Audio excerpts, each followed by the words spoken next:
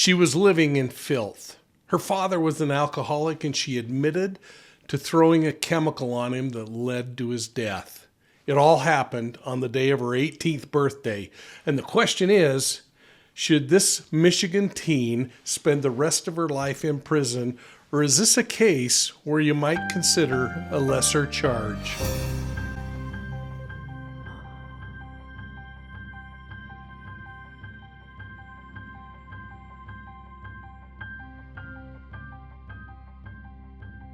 Well, hey everybody, welcome to Profiling Evil, and thanks for watching us. I hope you're going to take a minute and hit that like and subscribe button and ring the bell so you're getting all of our notifications on videos like this one. And please give us a thumbs up and make sure you're referring Profiling Evil to all your friends. Now let's look at the case of Megan Imirowicz. This is the teen who faces a jury in the murder death of her father. The case is going on right now, and you can catch it on Court TV or in the local news. Now in this video, you're going to see Megan reacting to a video clip that was shown today during the trial, as police investigators spoke with her father, Konrad Imirowicz, who the video was taken in the hospital just hours after Megan allegedly threw this caustic lye powder all over him, adding water which burned him badly. Let's watch. Watched the movie, shut off my phone, all in the night, pretty early.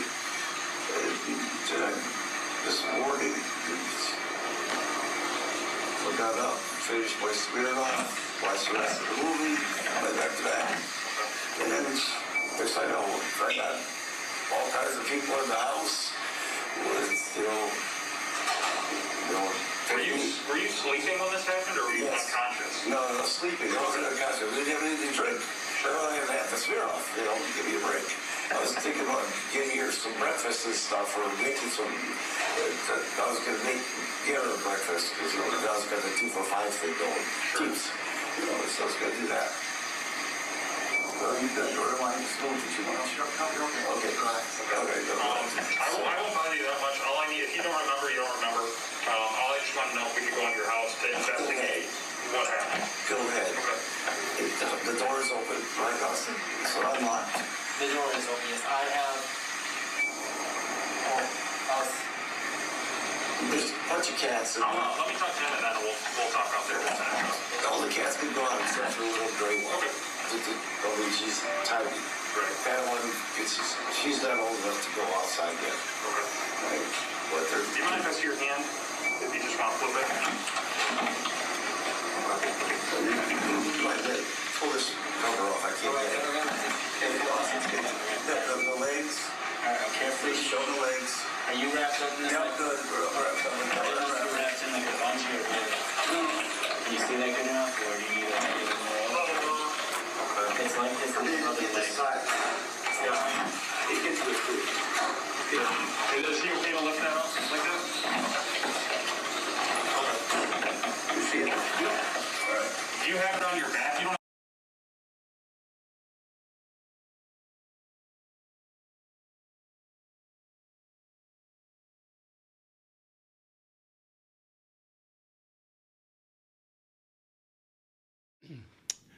Well, you can see that there's a twinge of conscience in this kid, and it's hitting her pretty hard as she's watching this thing. Now, the reason for the assault could be many and varied.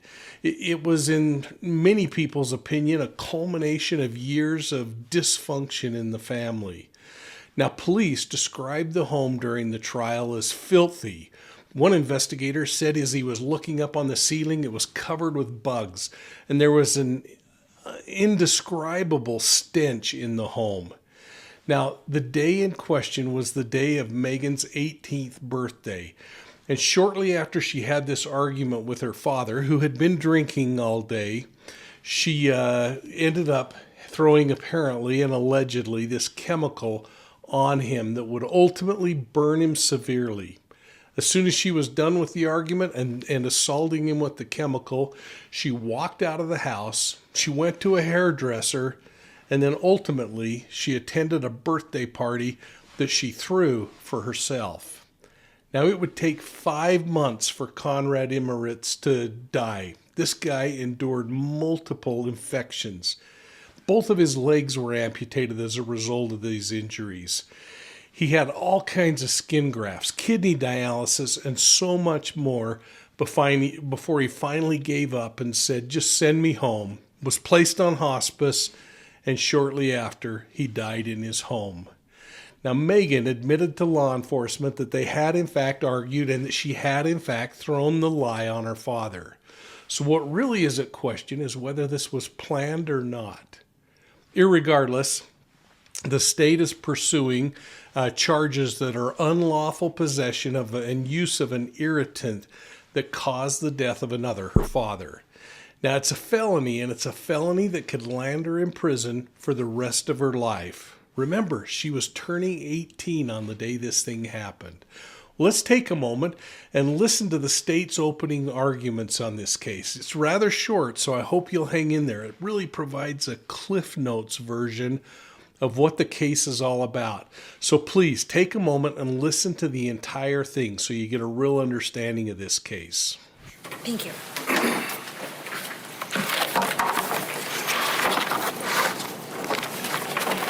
Good afternoon again, everyone. Criminal cases are always about choices and consequences. A person will make a choice to do something, and the consequences ensue. In our society, we hold people accountable for the choices and the consequences of their choices, and that is why we are here today. Because on October 1st, 2021, Megan Imirowicz made a choice to act, and the action led to the death of her father, Konrad Imirowicz. Megan turned 18 on September 29th of 2021. She was supposed to have a birthday party on the night of October 1st, 2021. She'd also made a hair appointment that day, so she was going to go and get her hair done and then go to this birthday party. So she woke up at home on October 1st, at the home she shares with her father, Konrad, and that was in Ortonville, Michigan, here in Oakland County. Now, Megan does not drive, so she needed Konrad to take her to the hair appointment. So she goes to get him, and she finds what I think you're going to hear is a familiar sight, which is that Konrad, even at 10 o'clock in the morning or so, was drunk. And he was actually so drunk he was effectively passed out. And this made her enraged. I think this was probably the straw that broke the camel's back in terms of the drinking, because it was a common occurrence. It was supposed to be her birthday party. That's supposed to be a good day, 18th birthday party with your friends. And now he was being drunk again and endangering it, and she absolutely blew her lid. So they started arguing, she wakes him up. They're talking, he's still extremely drunk. You're gonna find out that even later, when people first got there, he was still kind of out of it. And that he was still very drunk even then. And she starts throwing things at him. Just everything that's lying around. And you're gonna see in the photos, there was a lot of stuff lying around. But one of the things that you're gonna find out that she admitted to throwing at him was water. And another thing that she's gonna admit to throwing at him, as you're gonna see on a police interview video, is a white powder. Cleaning agent that she's going to say got in and around his legs. The product, of course, was lye. And I think you're going to find that statement that there was a little bit of white powder was probably an understatement that she made to protect herself, because it was not just a little bit of white powder. Lye, of course, is a common product. It's an alkali. We use it in tons of things, soap, fertilizer, but it's also a household cleaner. It's available at pretty much any store. You can buy it at Ace Hardware, and it's used very commonly for dry cleaning, or for drain cleaning. It is dangerous to humans. Enough so that, as you're likely going to see, the bottle of lye in this particular case that was found at the scene has a big red skull and crossbones on the front. It says dangerous burns and other warnings right there on the front. It's useful stuff, but it is very dangerous. It's the sort of thing that you get out as the chemical big gun when the regular stuff that you use at home doesn't work. So she puts this on him, and it gets everywhere, and it's all over his skin because, unfortunately, Konrad was asleep on the couch, and he was effectively naked at the time. So all of this got in direct contact with his skin. Now, Megan has a friend come and pick her up, and she leaves to go to her hair appointment. Konrad is still passed out, so this stuff is just sitting on him, eating away at his flesh for a very long time. He doesn't wake up. It's a couple hours later when Megan calls a friend named Kayla from down the street to go and check on her dad, because Megan's out. She's trying to use the credit card. It's not working, and so she needs the number. So she calls Kayla, says, hey, can you go check on my dad and get the credit card? So Kayla goes in, walks in the house, it's unlocked. She walks up the stairs, turns to the left, and there's the couch, where Konrad still is, and there he is. He's covered in what we're going to find out are burns, chemical burns, that cover approximately 41% of his body. They are black, they are thick, they are deep. They are not going to be pleasant to look at. She calls Megan, of course, and talks to her. Megan kind of is just dismissive, doesn't really acknowledge what's going on. Kayla also calls her mom. She also calls Austin Imirowicz, who is Konrad's oldest son and Megan's older brother. Austin tells her to call 911. Of course, they show up. He's immediately taken by EMS to the hospital, to Ascension Genesis. And then it's there that Konrad says to Austin and another friend who was with him, Lucas Kobe, in hearing of a nurse who overhears this, that Megan threw some powder on. This nurse, now believing that this might be an assault, calls 911 to report it as an assault, and the Michigan State Police get involved and start investigating. They eventually go locate where she is, which is at a hotel, when they finally get to talk to her. She's outside with some friends in a car. They go up to the vehicle. They ask if they can talk to her. She steps out, and she gives the interview that I've kind of already mentioned, where she effectively admits that she threw these things at her father. Konrad was in very bad shape, even then.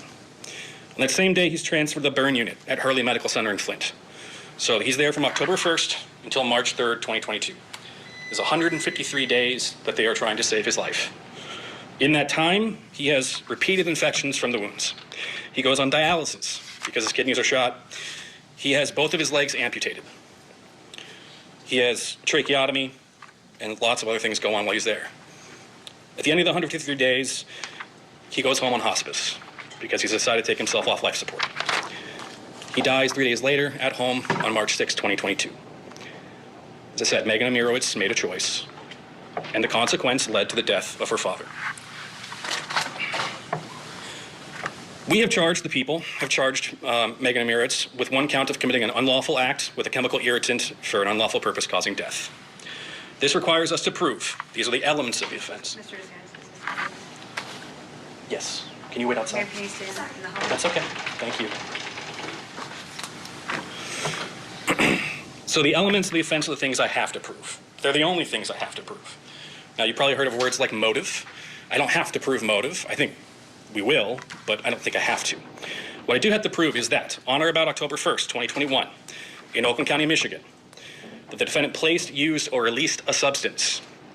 That substance then that she possessed, placed, used, or released was a chemical irritant. The law defines that as a solid, liquid, or gas that through its chemical or physical properties, alone or in combination with one or more other substances, can be used to produce an irritant effect in humans, animals, or plants. Third, that the defendant possessed, placed, used, or released the chemical irritant to frighten, terrorize, intimidate, threaten, harass, injure, assault, batter, or kill Konrad Imirowicz. Fourth, the possession, place, and reuse or release of the chemical irritant resulted in the death of Konrad Imirowicz. Now, I want to talk for a moment about the third element there. That's the intent element. She did it for the purpose of this, right? You're going to have, generally this is one of those places where in a criminal case you have to infer intent. People don't usually declare out loud, what they were trying to do when they do something illegal. You do not have to all agree upon which intent of the list that you have there that it is. One of you may think it was to scare him. One of you may think it was to hurt him. One of you may think it was to kill him. You don't all have to agree on that part. A verdict has to be unanimous, but your rationale for getting there here does not. I think it's going to be pretty clear what the intent was. You only throw things at someone when you want to hit them with it. You only do that when you're angry. And you only throw things or put things on people when you want to hurt them or scare them or do any one of those things that you want to do that's a negative action towards them because you're upset and angry.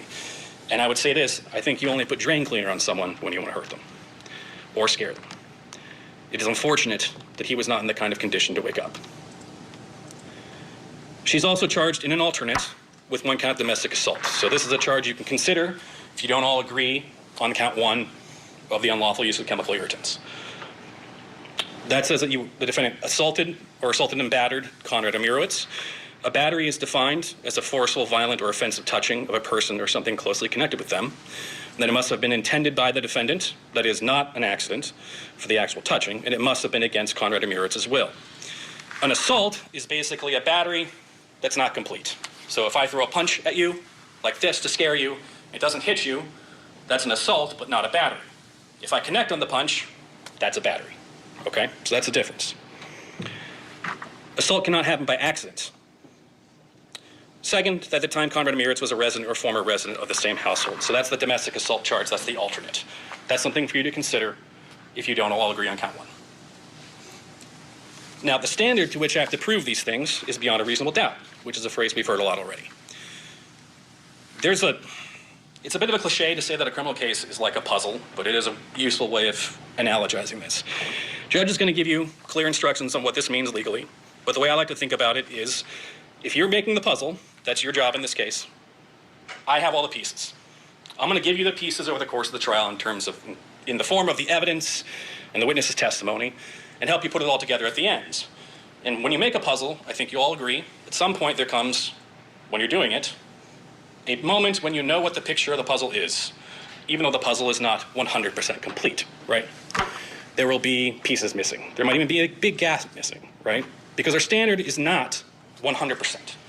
It's not beyond a shadow of a doubt. You can't know anything beyond a shadow of a doubt where you are. The only way you could know that was if you were a witness.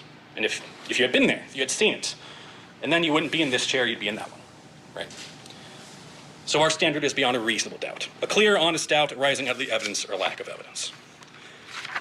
Ladies and gentlemen, I want to thank you for your patience and your patience and consideration to come. I believe when the proofs in this case are complete, you're going to be able to kind of answer the question that I had told you in jury selection a case is about. What happened, and did what happened break the law? I think you will have the evidence you need to determine the truth of what happened on October 1st, on what happened to Konrad Imirowicz, why he died, how he died, and who was responsible for it. I think the evidence is going to show that Megan Imirowicz made that choice, and it killed her father. So at the end of this trial, I ask you for a verdict that holds her responsible for her choices, and that will be a verdict of guilty as charged. Thank you. Well, hey, folks, I'm pausing to share some concerns I have surrounding identity theft and fraud. I've learned a lot from our partner, Aura. They're the pros at protecting people from cyber predators.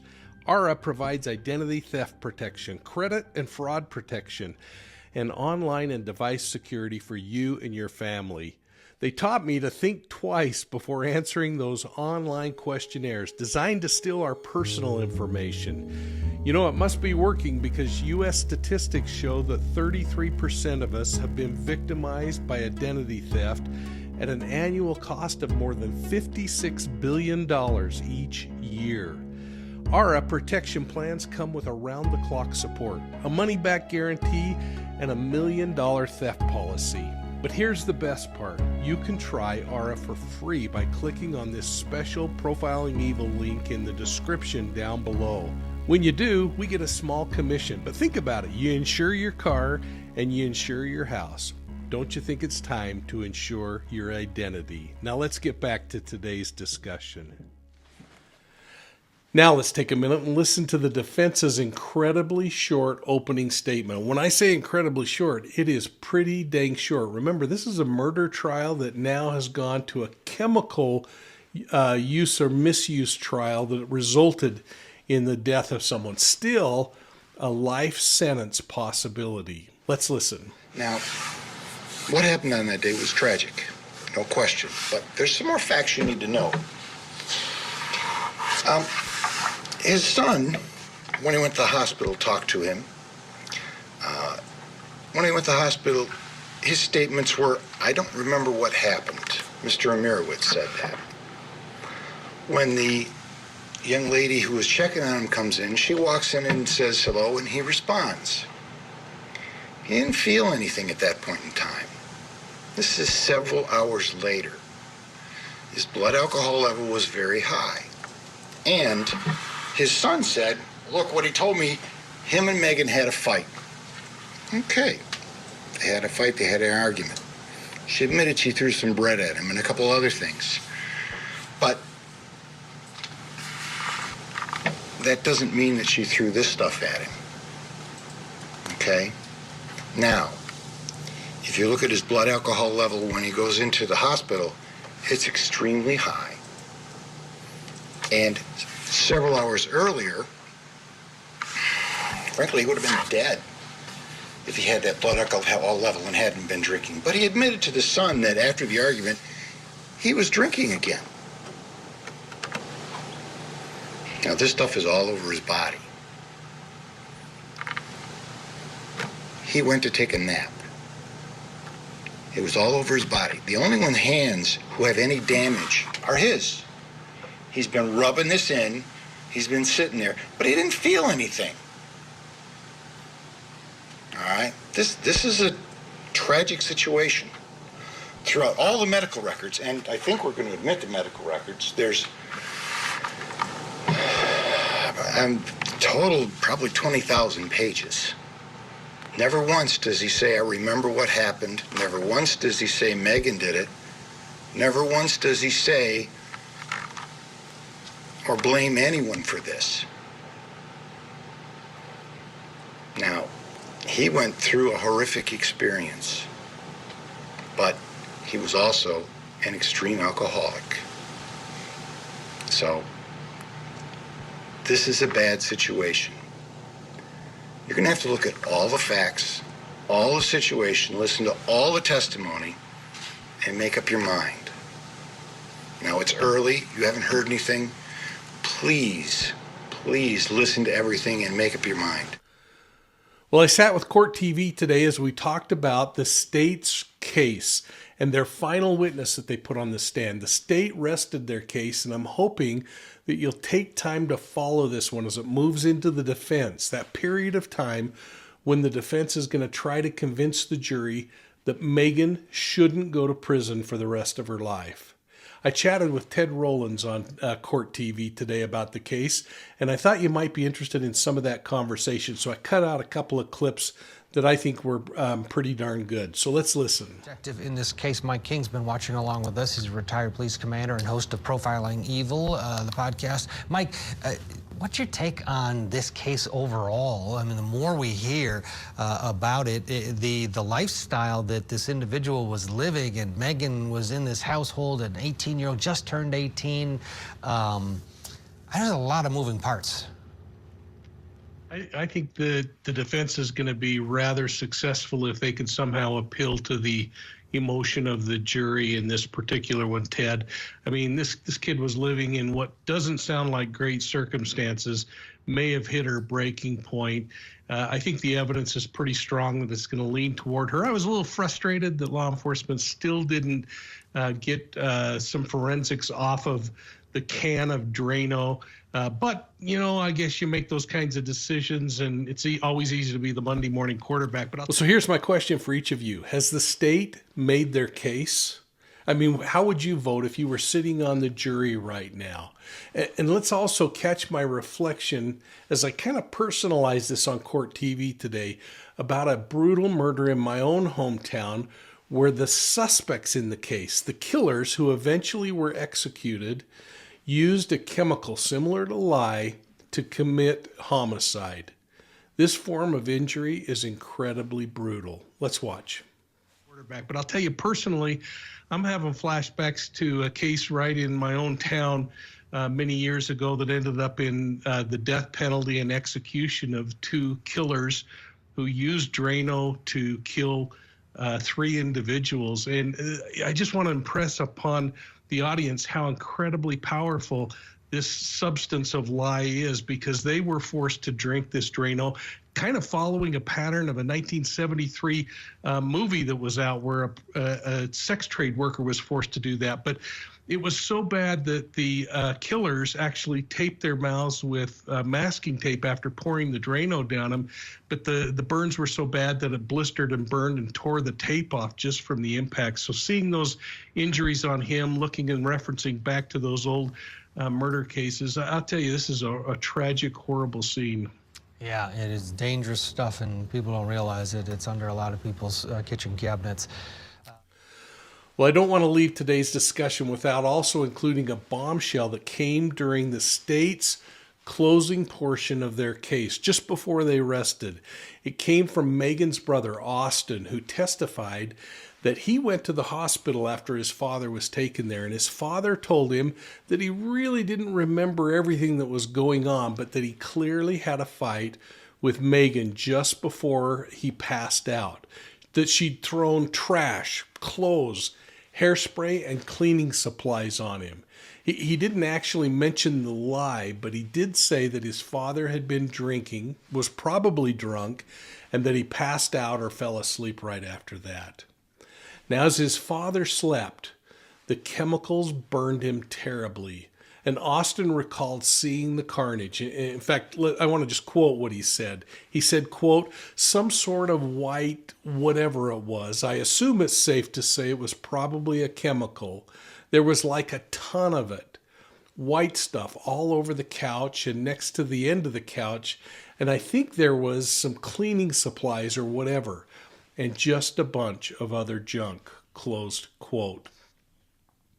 The prosecution in this case claims that Megan fought with her father because he was drunk and he was unable to drive her to a hair salon appointment that morning ahead of her planned birthday party.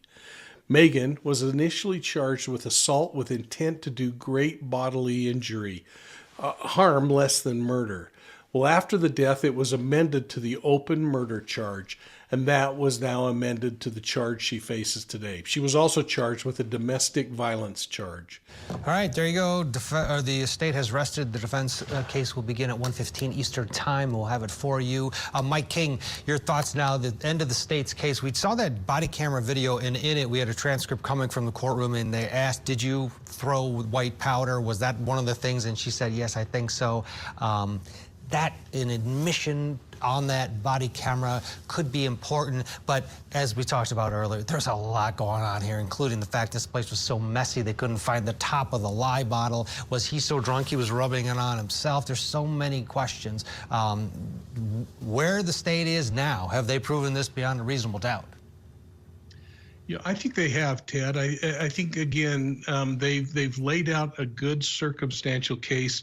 This admission is really powerful and adds to that. The beauty of these kinds of cases is they're not bent on one single form of evidence. They've got physical evidence.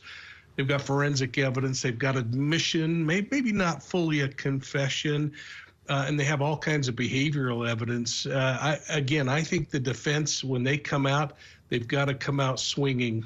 Mm-hmm. Absolutely. And I think they have a lot to come out swinging about in terms of what was going on in that house.